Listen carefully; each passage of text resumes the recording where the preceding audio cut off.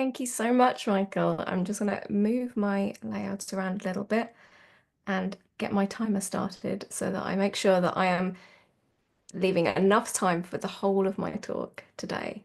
I'm going to try to pace myself. This is difficult. I'm really excited to be here. And so speaking slowly or not too fast is tricky for me.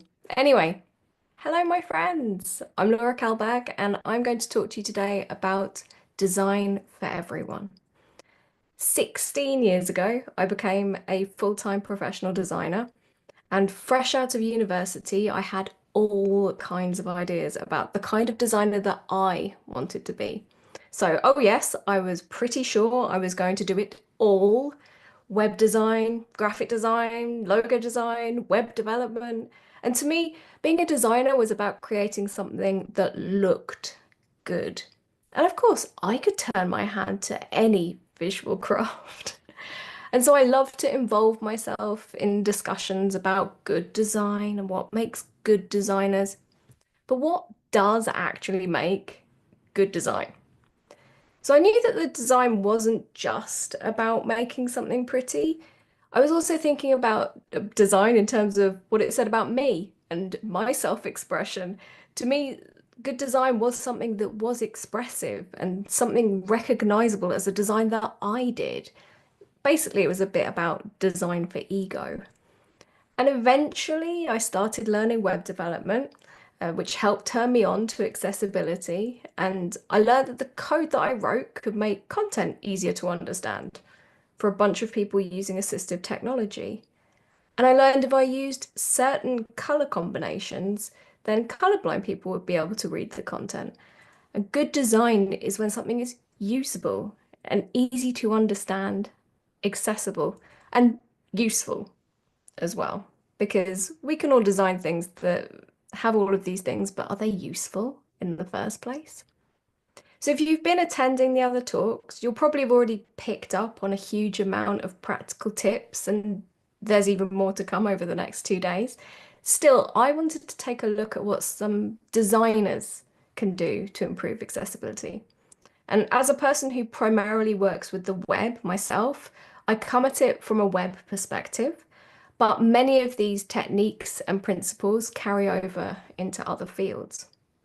Now, when I talk about accessible design, I'm talking about making digital products. They don't have to be paid products. They don't have to be for-profit products. I'm just talking about the thing that we're making and making these products accessible to people with a whole range of hearing, movement, sight, and cognitive abilities. Yeah, I'm also considering environmental and systemic and social barriers, but I want to be clear that while accessibility does truly benefit everybody, this framing, I think, is kind of occasionally used to take the focus away from disabled people, often by non-disabled people who feel a little bit uncomfortable or awkward around these topics of conversation. So if I keep referring to disabled people first, not including a long list of everybody else who does benefit, that's why.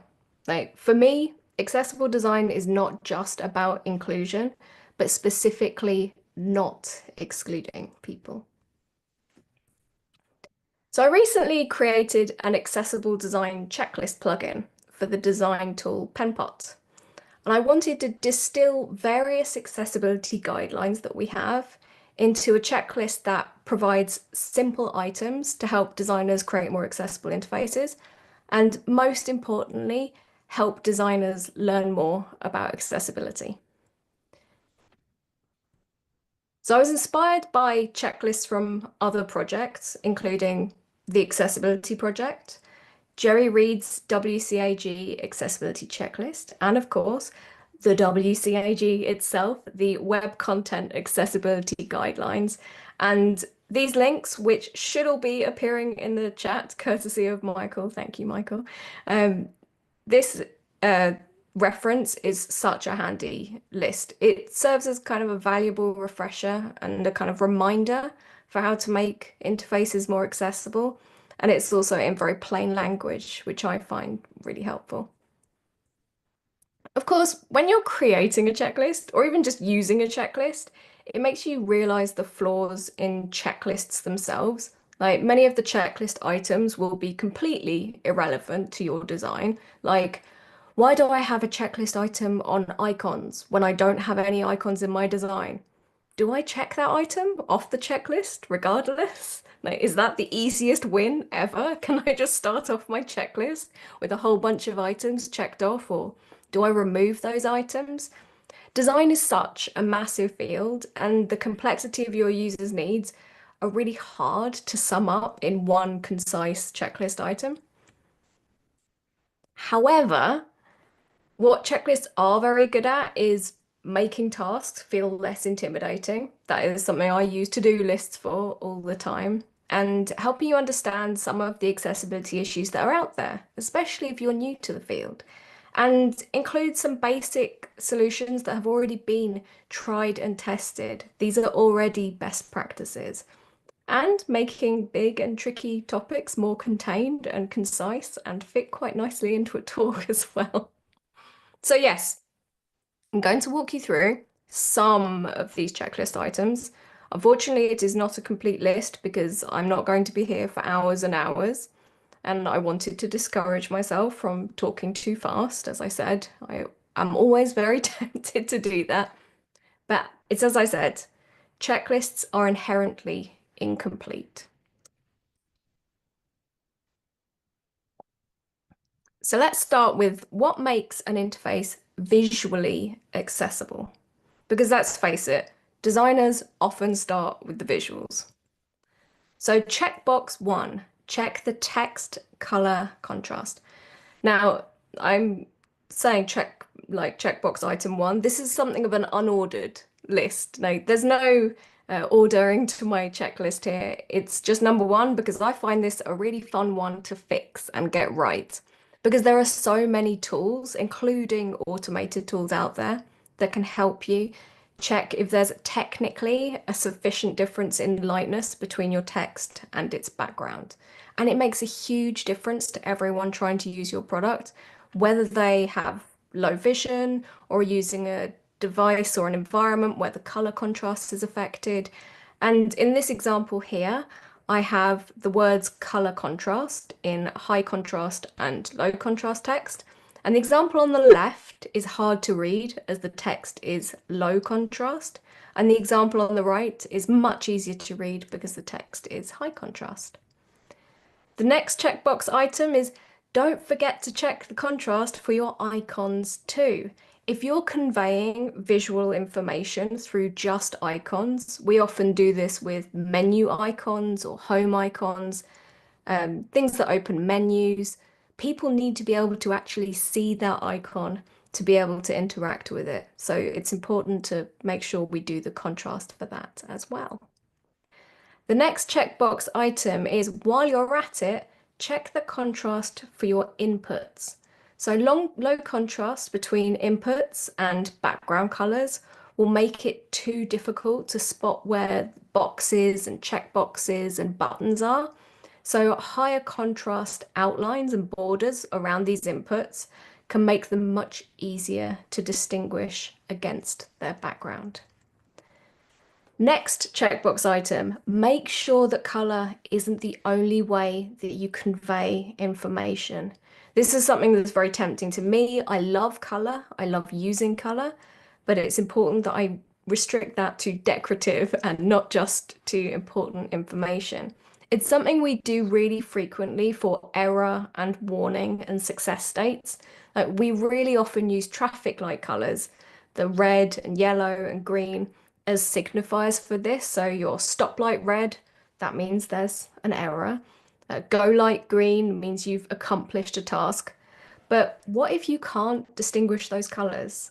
Can you still understand the information that's being provided? Can you still spot the difference between an error and success? This also applies to your content that might use color. So one example I find on e-commerce sites all the time is the swatches representing color options. If I can't see the colors, how should I know which color t-shirt I'm buying? I can't wear a lime green rat t-shirt. Like, I'm an autumn. Labels describing your color swatches suddenly make the options clearer, although it is important also to use real color names. I don't really understand what color Shady Lady might be, but it sounds like it could be a pretty cool lipstick color.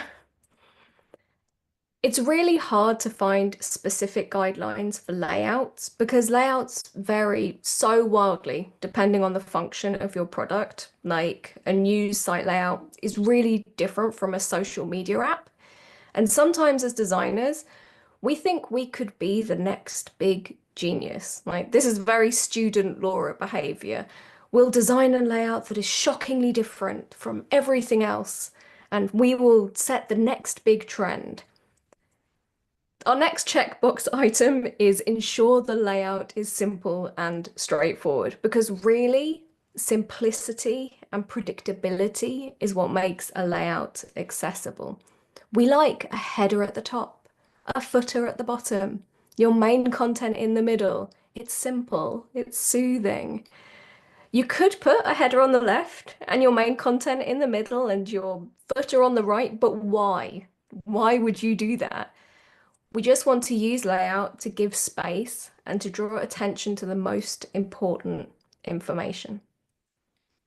And I'm throwing in this next checkbox item on the topic of don't try to be that genius.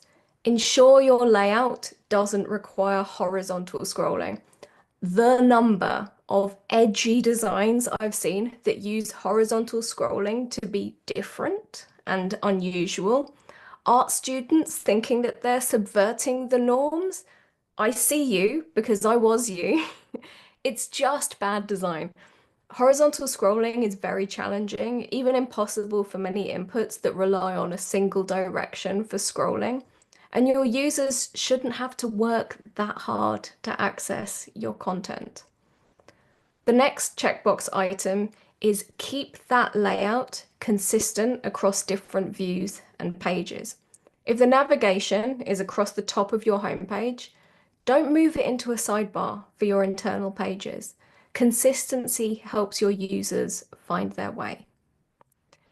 And this next checkbox item, in these times of the web on all different kinds of devices, ensure your design works on different viewport sizes and orientations.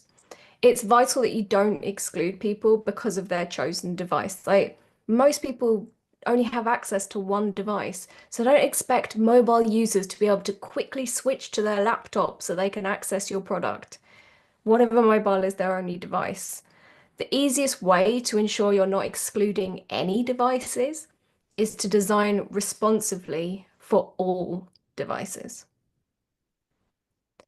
So making visuals accessible is when you make the visual information conveyed in your design accessible to the people who can't see those visuals. So it's slightly different from visually accessible design.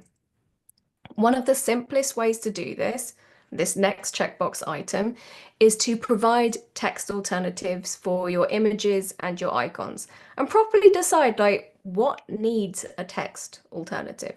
For example, I don't need a text alternative for this decorative squiggle that I've got.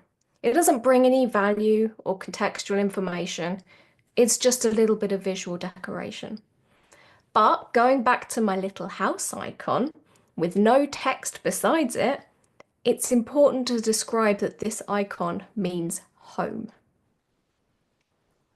And this includes text alternatives for complex images like charts and graphs and maps, important information which could really exclude someone who couldn't see the content. So for example, I might describe this bar chart here as a bar chart counting the quantity of vowels in the text. A occurs the most with 8, then E with 6, I with 4, and O with 2. U does not occur in the text. And now we all equally know that this was an absolutely pointless bar chart. You might not think it's your job to write this kind of content, but as a designer, a person who often has great attention to detail, You could really add value here with relatively little work and set a good example for the people who want to continue that work forward. And of course, design is not just visual. Design is about how the thing works. So accessible interaction design is incredibly important. Our next checkbox item is interactive objects should look visually interactive. Interfaces aren't escape rooms, and we shouldn't have to hunt around for clues on how something works. Is it a link? Give it an underline. Is it an input box? Make it look like a box. We should also consider how a person is interacting with our designs. So this next checkbox item is ensure interactive objects have a large enough target area. So make sure an object is big enough that it's easy to press or hover or drag. Add a nice amount of padding around your link text so that not just the text itself is interactive. And while we're at it, make sure there's enough space between those interactive elements. That's our next checkbox item. Space out your navigation links so I don't accidentally go to United States and Canada when I wanted to read the United Kingdom news. This might be an issue that I've had quite frequently on a popular news site. The next checkbox item is ensure users can access content and interactions without hovering. Now, maybe in your designs, you're not considering whether it's a hover interaction or a click interaction or a press interaction, but you should be. Think of all of those menus that are opened on hover. Can they be triggered by pressing or clicking as well? And finally, a biggie checkbox item for our keyboard only users out there. Focus styles. Now, these are those glowy rings of interactivity that appear around an object when you focus on it. Often focus, you'll navigate through the items on the page using the tab key. You can jump between each interactive element. Web browsers will implement focus styles by default, but there's nothing saying that you can't design them to work extra well with your design. Make them stand out visibly and high contrast, make them really easy to spot. There's a lot of guidelines that concern the use of forms, and maybe you think, my work doesn't really involve that many forms. Maybe there's a login or a sign up form, but not much else. But I reckon apps are largely just fancy forms. They take a range of user inputs, and therefore the guidelines for forms are really valuable for creating more accessible apps. So our next checkbox item is ensure all form inputs have a corresponding label element. In a form, your label might be a text box, and your input might be a text box, and the label might be your name. And this label helps you understand that your name is what you should enter into that text box. The next checkbox item is placeholder text is not used for form input labels. So when you're designing a text box input, it can be really tempting to put the label inside the box using placeholder text. And we think this looks tidier and it makes the form look shorter and less intimidating, but it's a no-no. Because when the user then clicks or focuses inside the text box, the placeholder text will disappear. No more label. Disappearing labels aren't very helpful. Our next checkbox item is required form fields are indicated using text. So this is one of my personal pet peeves. When a form input is required, like maybe I have to include my name before submitting a form, but the only indicator that's showing it's required is a tiny little red asterisk alongside the form input. It's easy to miss. And that's if you even understand what the purpose of it is in the first place. And again, We're just prioritizing tidy layouts over usability. Just put required in text alongside the form input.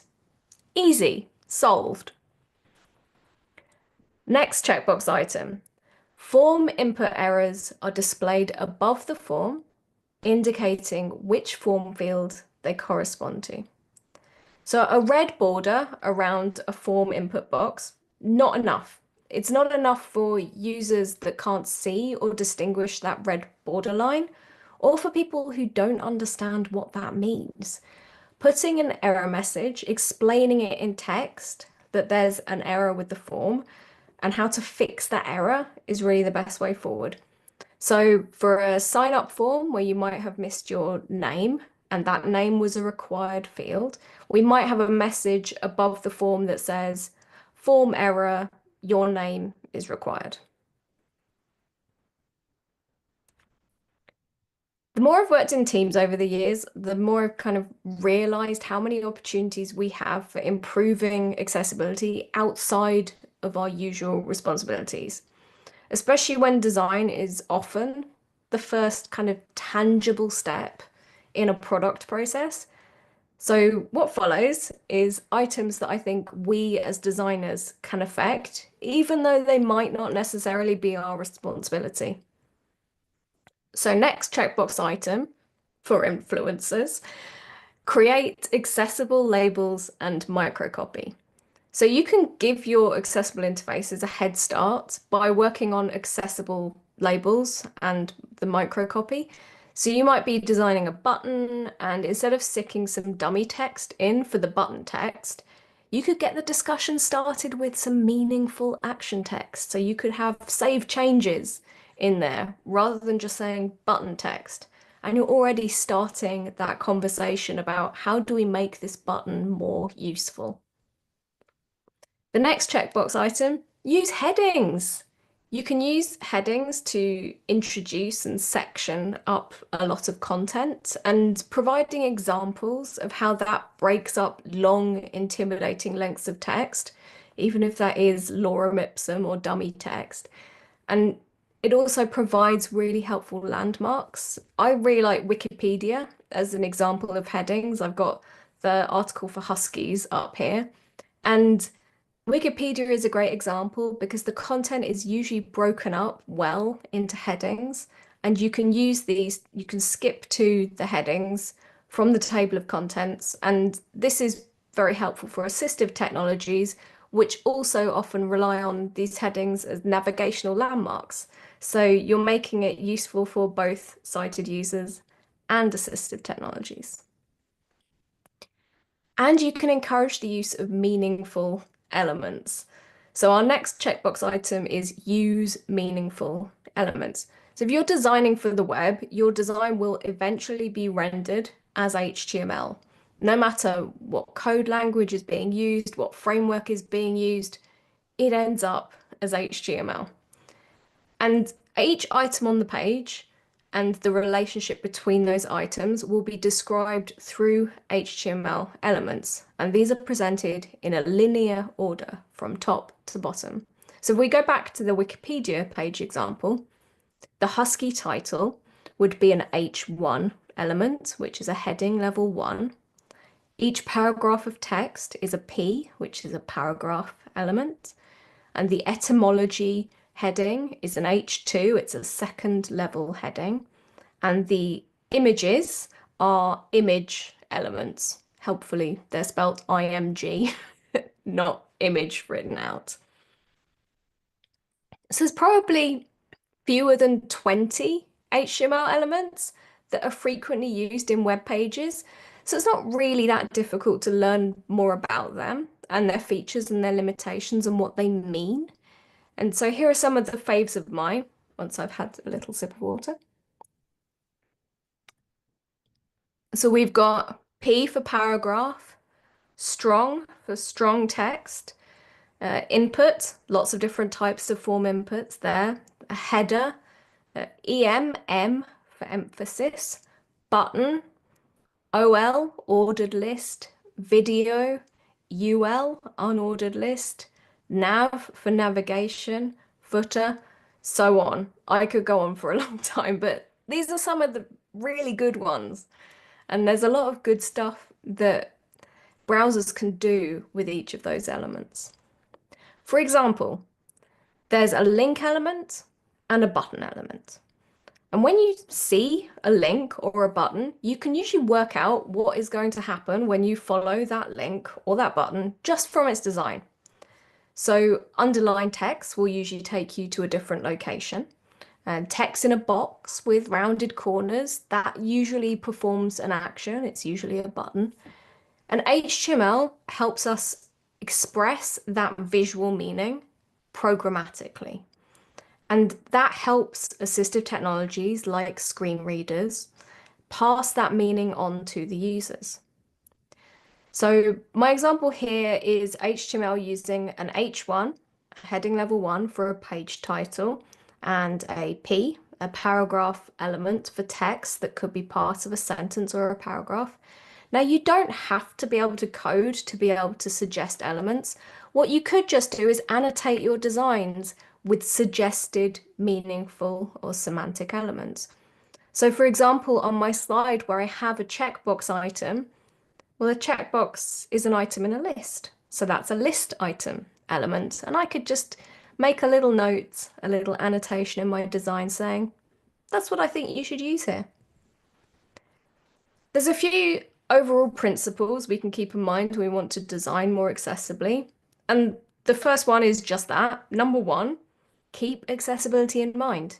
Like every design decision you make, consider how you might make it more accessible. Learn what is affected by this particular design decision.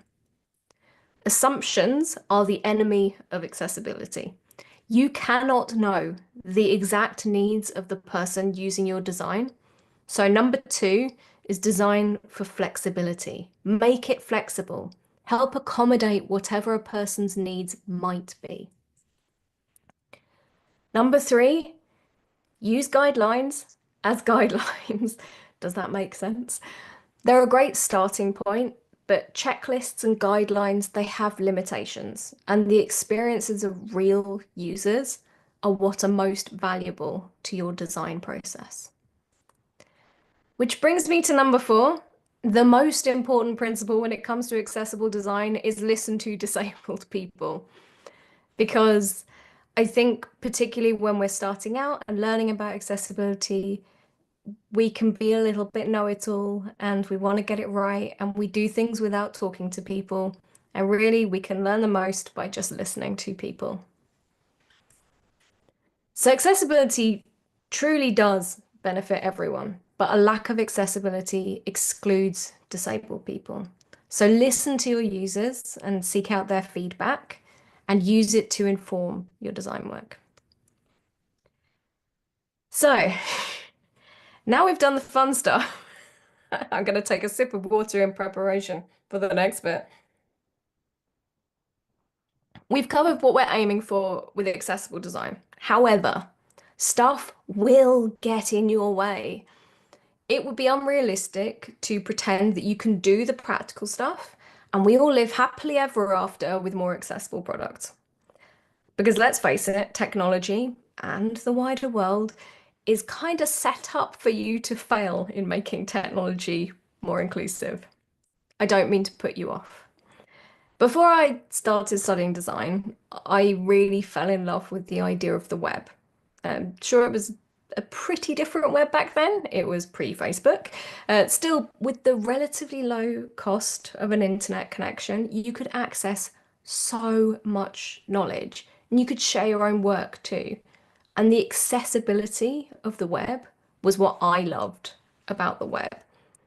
But as the tech industry matured and I matured, I kind of realized that the web and tech was not really the idealistic platform that I thought it was. And there were so many hazards involved in the production of modern day technology, and accessibility wasn't the only relevant human rights issue. So exclusion was and is everywhere, and accessibility, particularly for disabled people, is rarely a priority for organizations, if it's even considered a tool in the first place. We also exclude people who are often the poorest because we don't care that our products require massive downloads or bandwidth or high speed, always online internet connections. And we choose to only support the latest and the shiniest devices or the browser that we like the best. We also design products that ignore users' human rights. Access to non-discrimination being a human right, the right to education and literacy, the freedom of assembly, association and participation, the freedom of expression and information, the right to privacy and data protection, and the protection of children and young people. And sadly, it's not just ignoring people's rights, but often we become involved in abusing them, discriminating against people by excluding them from our products, tracking their online activity, promoting misinformation and disinformation, and designing addictive products. And there's more. We design products that exploit vulnerable people for our financial gain, and we exploit personal information for our financial gain. And we share that personal information with authoritarian governments, and we destroy the environment for financial gain. And we do a lot in the name of financial gain. And I think maybe you'd be surprised by how many of the products we're working on that promote and cause these kinds of harms. Yet, technology is more important today than ever. It's a vital form of infrastructure. And as users, we use technology for our work, our home lives, and our social lives. And that makes your work significant. It's not really a responsibility you can opt out of. Your work just makes a difference to people. And if you're letting these hazards go by, you might be making a bad difference. And this can feel really overwhelming, and the responsibility of it can feel like a lot if you actually care. And it's kind of hard to know where to start. And this was exactly the position I was in around 12 years ago, after the Snowden revelations. And I started learning about privacy as a human right. And I had to find some way I could feel like I could work in technology without trying to do something where I wasn't just running away from technology forever and going and living in the middle of the woods somewhere. I had to think about what makes good design. So back in 2015, us two at Small Technology Foundation, we came up with the Ethical Design Manifesto.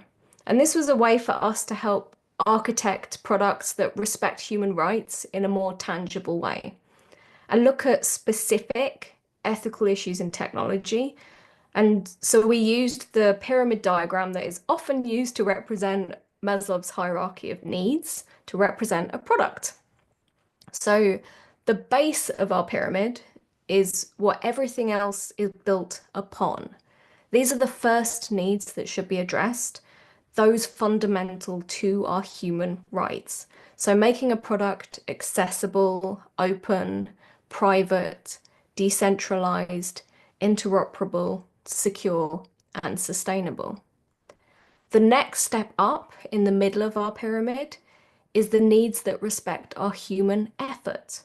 So that's a product that is functional, convenient, and reliable. And let's face it, those alone are a struggle to get done in technology. And once our product respects human rights and respects human effort, then we can add the shiny stuff at the top of the pyramid, the delightful features that respect and appeal to your human experience. And as designers, it's too easy to just get caught up in the delight. I remember when UX and user experience design was becoming a known field and we were all obsessing over delighters, the stuff that's fun, the stuff that gets us attention and looks good in our portfolios, designing for ego again.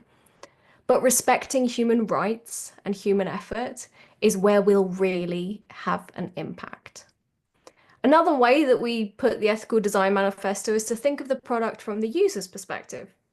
So we think of it as an apple, where the core is human rights, and the flesh is human effort, and the skin, the surface of the apple, is the human experience. And so you can have a shiny product with a delicious human experience, but if the core, the business model, and the principles behind the product is rotten, if it's exploiting you, you don't want to eat that apple, no matter how pretty it looks on the outside. So after my talks, many people used to always ask me, how could they actually make change where they were, especially given their limited power? A lot of these issues of human rights feel like they fall outside of our job title responsibilities. So what follows is types of characters that I've recognized in the people around me.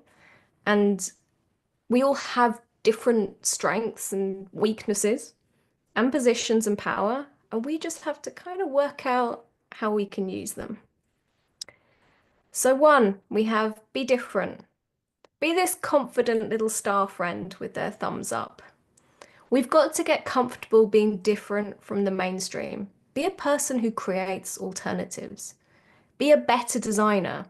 Seek out better solutions to create and fund useful and fun experiences for people without them losing their rights, their power, their agency.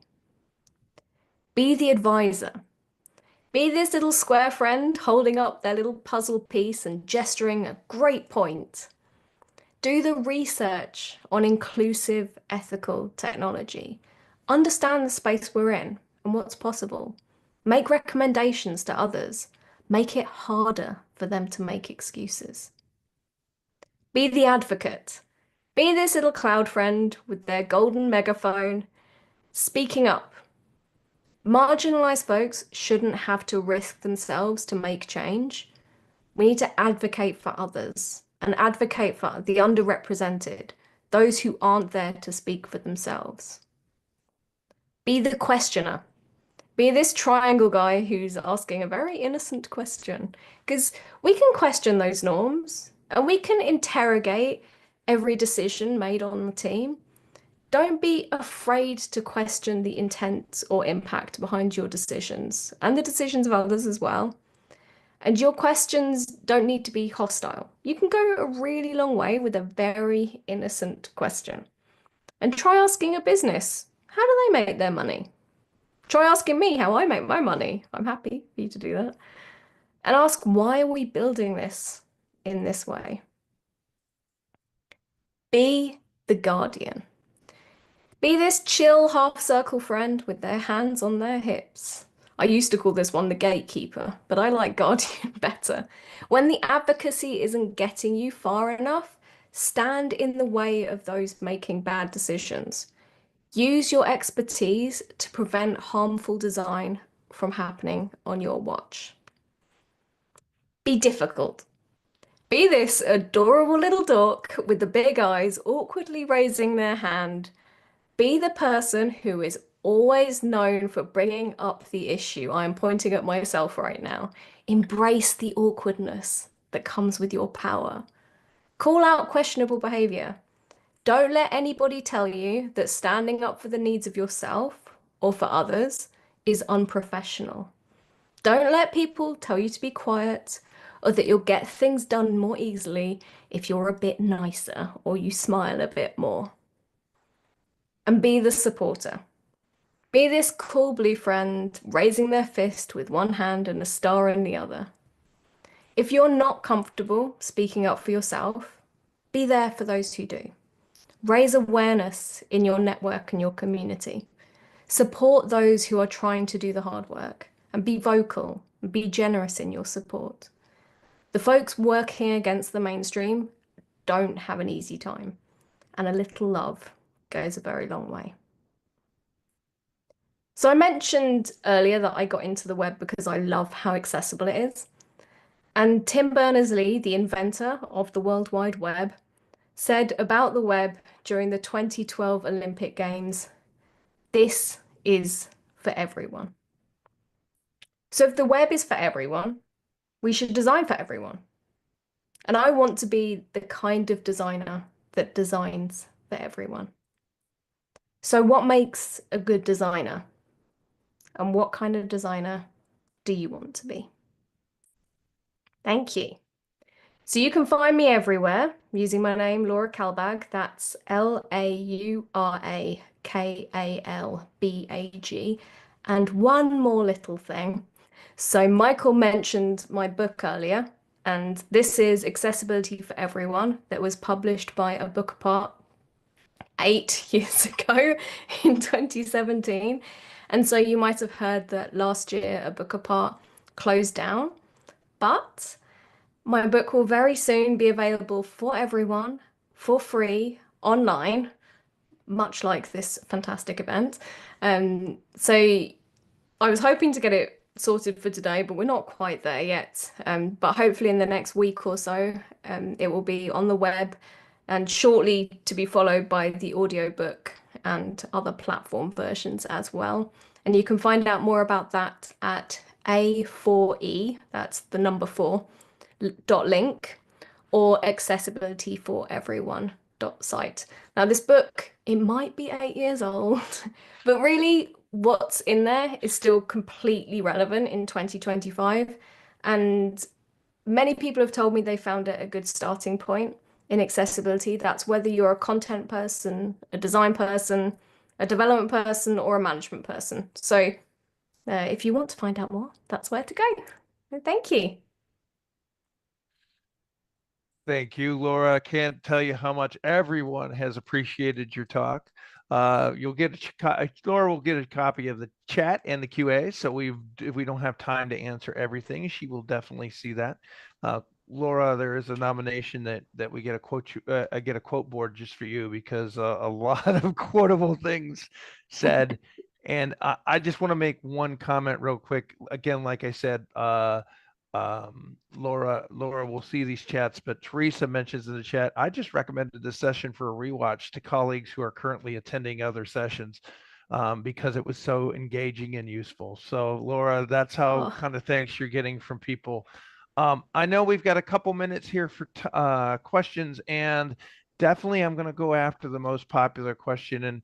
And I think, Laura, you mentioned it a little bit in your talk, but if you can just expand on it a little more. And Natasha asks us, how do we challenge the stakeholders' misconception that accessibility is nearly a nice to have rather than a fundamental priority? You brought that up so good in your talk that it is a fundamental right, but how do we challenge the thinking of, oh, that's just something nice we can do for people out there in the world? one of the ways that I choose to think about it is that I don't treat it as a separate item from everything else that I'm working on. So, in the same way that you can't separate out usability from design, you can't separate out accessibility from design. Mm-hmm. If your design isn't accessible, your design isn't done. That might mean you don't need to use the word accessibility because you're maybe incorporating it into your usability. If you're really finding that you're having significant pushback, I think people have previously talked about it as the kind of sneaky approach to accessibility, bringing it in, doing it anyway, as part of your design practice. Because that's how I consider it. I think that accessibility is part of your minimum viable product. And so if you don't necessarily have to convince stakeholders in that way. Of course, when it comes to doing research and testing, then you probably want to start talking about accessibility so that you can test with some real users who have a variety of needs. Um, but I think at that point, you're also talking about user testing in general as well. Yeah. So you and I talked about this before your talk when it started, and actually it was interesting because it was one of the first questions we got. Is any advice on busting the myth that accessibility dampens creativity? I often hear this from creatives, and it just blows my mind. Surely designing, writing, and creating for everyone means our opportunity for creative flex is endless. Comment on that, Laura. It, like I said, it was something that I've heard come up a lot, and we talked about how you've heard about it as well. Yeah, and as I said before, I think it's ridiculous because constraints are what makes you creative. It gives you a great starting point. It's like avoiding a blank canvas. You have a great position with which you can start. And I mean, if you think it's boring, like, I don't understand what you're trying to create. You have so many fun options with what you can do with accessibility. And surely good design is not about being the funnest person. Surely good design is about making the thing that works the best. You are a designer, not necessarily an artist. So I know we're running a little short on time for questions. One of the two things that we want to say is, like I said, Laura will get to see all your questions. Laura and I also talked ahead of time. She is also on the Discord channel, so there's a Discord channel for this conference.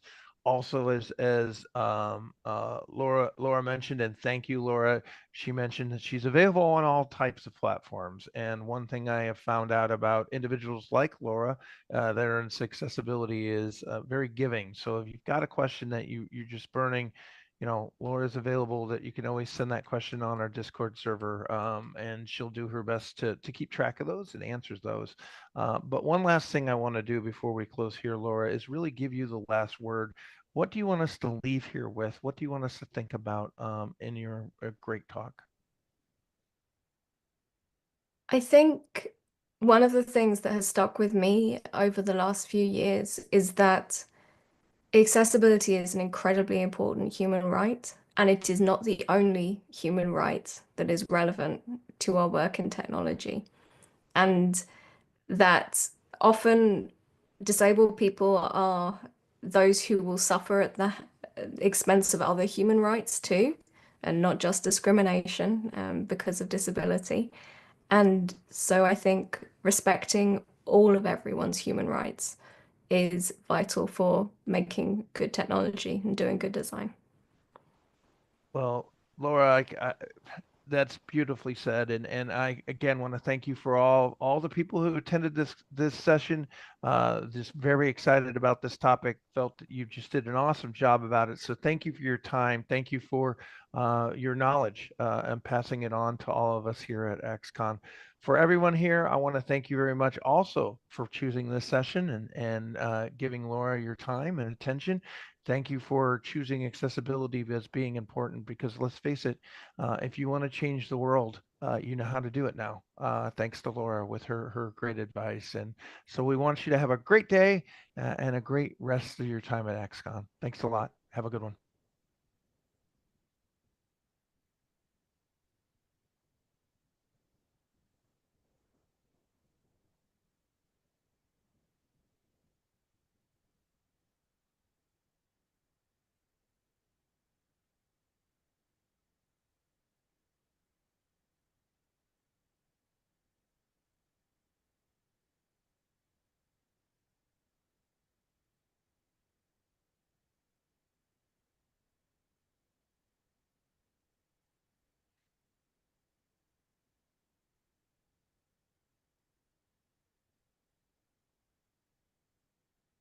And we're off the air. Excellent. Thank you, Brandon. So just to let you know a couple things, Laura, we did have Brandon fixed it as fast as he could. We did have a little buffering issue there towards the end of your talk, but it will be included. Everything in the recording will be fine. It's just some people were, so if you see in the chat, people are like, it's buffering, it's buffering. Now, that's one of the things, if you get a chance, look at that chat. So it was about 800 people, a little bit under 800 people, Wow. and everybody was just gobsmacked. They just on and on and on about great ideas, great quotes. One of the chat pieces of chat that really got me, and I loved the way that this Uh, person put this, and that is, these were, I knew these things, but Laura, you gave me great reminders of what I need to pay attention to, right? So it Oh, was putting it together and saying, yeah, I now understand why I need to be doing what I'm supposed to be doing. And then your portion about ethical, people just, they were like, I never thought of it this way, right? Kind of situation. So I could tell you were really opening and giving people light bulb moments throughout your conversations. So I can't tell you how much I enjoyed it. A lot of people are saying they're wanting their cohorts to watch it. And so I would say like usual, because I've read the book a couple times. So I feel like I've listened to you a couple times. Like usual, awesome, Lauren. It's been a pleasure to be your moderator. So thank you very much for your Well, time. thank you so much for being such a wonderful moderator and Thank you. a great hype person. I really appreciate it. No, I'm looking forward to getting the book out again. I know when they went out of business, it was kind of sad because there was just so many fantastic resources Yeah. from that publishing company. So I'm glad to hear you're working try making that resource available again. So I'm hoping to see it, and definitely will use it as a reference when I teach to say to people, here's another. We always talk about. They always say like, well, what else can I read? And I know your book is a pretty strong book, and it's just the sad thing of it been hard to get hold of lately. So Well, hopefully, because it'll be on the web, yep, so then it will be so easy just to yep. But I'll reference your link talk. directly into the I'll chapters and reference your stuff, which talk is so today great. too. So thank you for sharing so much Well, with us. thank Knock you. on That wood, means we a see lot to something me. soon. Stay in touch and definitely talk to you later. Great. Enjoy the All rest right. of the sessions. Thanks. Bye.